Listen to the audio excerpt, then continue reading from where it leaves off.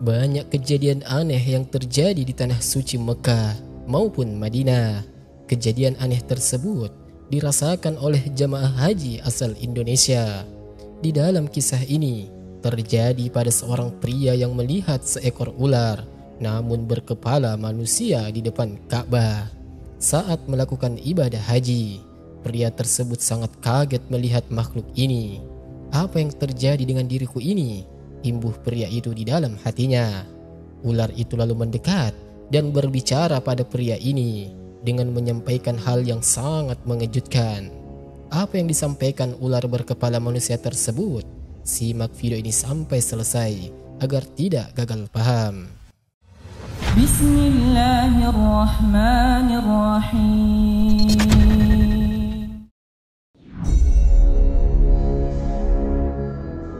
Assalamualaikum warahmatullahi wabarakatuh. Kisah ini bermula dari seorang pria yang bernama Syukri yang memutuskan untuk melakukan perjalanan haji ke tanah suci. Syukri, seorang warga Rubayan di Jepara, Jawa Tengah, dengan penuh semangat dan kegembiraan memulai perjalanannya ke tanah suci. Awalnya, segalanya berjalan lancar. Ibadah Syukri di sana pun berlangsung dengan baik, tanpa ada kejadian aneh yang mencolok. Namun, beberapa waktu kemudian, setelah berada di tanah suci, Syukri tiba-tiba saja didatangi makhluk yang sangat tidak lazim. Di tengah-tengah beribadah tersebut, Syukri secara tidak terduga bertemu dengan seekor ular yang memiliki kepala manusia. Keanehan yang terjadi di depan matanya itu tentu saja membuat Syukri terkejut. Namun, yang lebih mengejutkan lagi adalah kemampuan ular tersebut untuk berbicara. Sebuah fenomena yang sangat tidak terduga bagi Syukri. Ular berkepala manusia itu pun memperkenalkan dirinya kepada Syukri. Saya adalah Nawi. Saya juga berasal dari Jepara. Tolong sampaikan maaf saya ke Mbah Sardi. Saya sudah mencuri harta miliknya, kata ular berkepala manusia itu, yang ternyata dulunya adalah seorang manusia. Ular berkepala manusia yang bernama Nawi ini menceritakan kisah asal-usulnya, mengapa ia bisa menjadi ular seperti ini. Nawi mengisahkan bahwa dahulu ia menemukan emas batangan sebesar batu bata di kebun milik Mbah Sardi. Nawi segera mengambil emas itu dan menggadaikannya di toko emas. Kegiatan itu tanpa sepengetahuan Mbah Sardi yang merupakan pemilik dari harta itu. Hal ini pun memberikan kekayaan sesaat, tetapi kemudian kutukan mengubahnya menjadi ular berkepala manusia.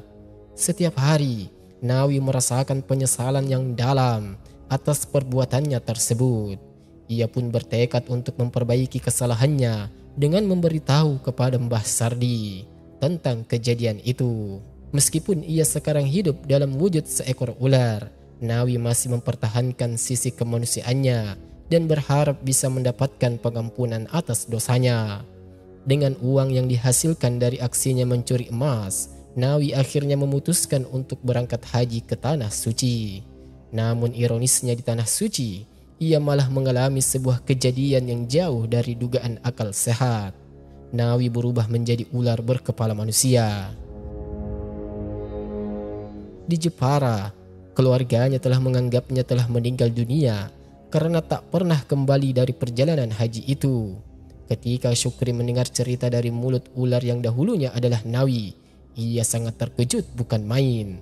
Sulit baginya untuk mempercayai apa yang dilihatnya. Tetapi Syukri tetap mencoba mendengarkan dengan seksama kisah yang dituturkan oleh ular tersebut. Baik Pak Nawi, nanti saya akan menyampaikan permohonan maafnya ke Mbah Sardi ketika saya sudah pulang ke Jepara, ujar Syukri dengan penuh perasaan. Nawi pun bersyukur kepada Syukri atas kesediaannya. Kemudian, tanpa jejak, ular berkepala manusia yang dulunya adalah Nawi itu pun menghilang dari pandangan.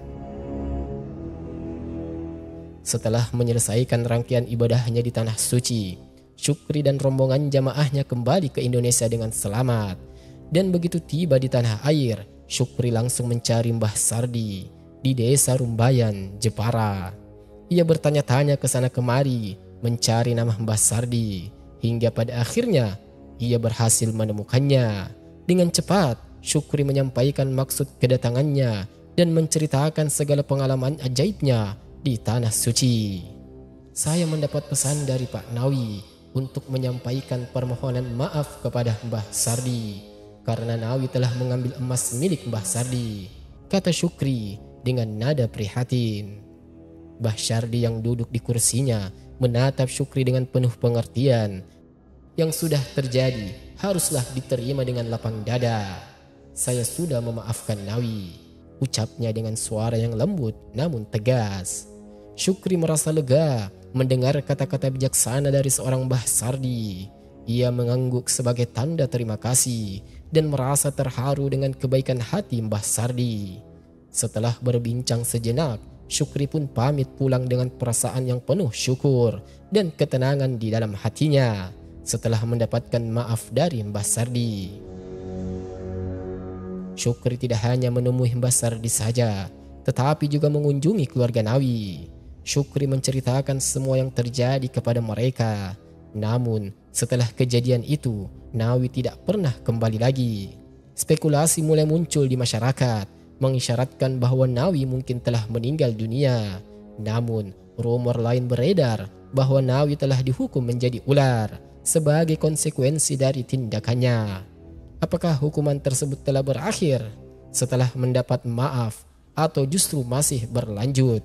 Tetap menjadi sebuah misteri yang tidak terpecahkan. Kisah ini bersumber dari mediapakuan.com. Jadi, ini adalah bukan kisah asal karangan belaka.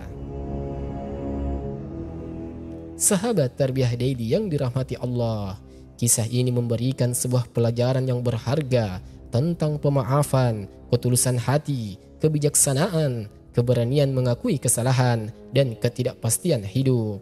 Ketika Syukri menyampaikan permintaan maaf atas dosa Nawi kepada Mbah Sardi, ini menyoroti pentingnya memberikan dan menerima pengampunan untuk menciptakan kedamaian dan keselarasan antar individu. Sikap Nawi yang tetap mempertahankan ketulusan hatinya meskipun berubah menjadi ular mengajarkan bahwa bahkan dalam kondisinya terberat sekalipun kita dapat mempertahankan sisi kemanusiaan kita. Mbah Sardi menunjukkan sikap kebijaksanaan yang besar dengan memberikan pengampunan kepada Nawi yang mengilhami orang lain untuk bertindak dengan belas kasih dan pengertian. Keberanian Syukri dalam menghadapi konsekuensi tindakan orang lain menunjukkan bahwa mengakui kesalahan adalah langkah pertama menuju pemulihan dan rekonsiliasi. Terakhir, kisah ini mengingatkan kita akan ketidakpastian hidup dan perlunya bertindak dengan bijaksana serta mempertimbangkan akibat dari setiap tindakan yang kita lakukan. Dengan memahami dan mengambil hikmah-hikmah ini, kita dapat menjadi individu yang lebih bijaksana, belas kasihan, dan bertanggung jawab di dalam menjalani kehidupan kita. Demikianlah yang bisa kami sampaikan. Semoga video ini bermanfaat untuk kita semua. Wallahu a'lam bishawab. Wassalamualaikum warahmatullahi wabarakatuh.